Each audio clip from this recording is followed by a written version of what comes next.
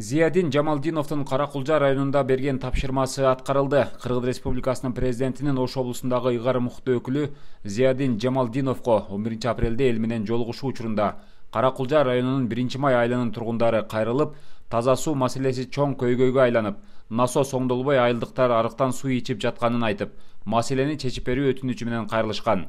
2-3 жыл болду. Сайдан насос менен суу сордурабыз деп, азыркыга чейин насосу 1 литр суу берилеле. Өткөн бир чогулушта өкмөт айтты, насос бузулуп калыптыр деп. Ана мен айттым, 1 литр суу бербей жерден артезиан суу сордурсаң, ана кандай насос бузулат десек, азыркыга чейин мурдак эле суу келет, ал иштей элек, анын акчасы каяка кетти? Кийим жерди муну териштирген адам жок. İşlevgenlikler ушундай ылайга суу ичип атасыздарбы? Ушуну иши ургандай. Азыр мен айыл башчысына мына бир жумалык мөөнөт берем.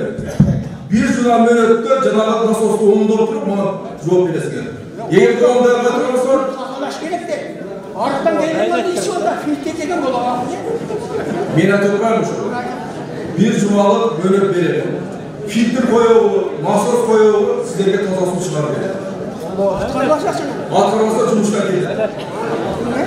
Ош облусунун башчысы аталган маселени тез арада чечүү үчүн Каракулжа айыл өкмөтүнүн башчысына тапшырма берген. Бүгүнкү күндө аталган суу тартуучу насос оңдолуп, айыл тургундарына таза суу берилүүдө.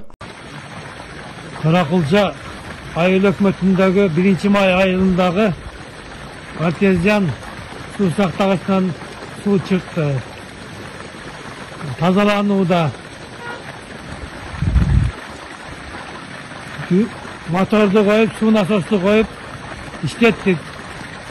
Суу чыгып атат. Эртең тазалангандан кийин линияга улайбыз.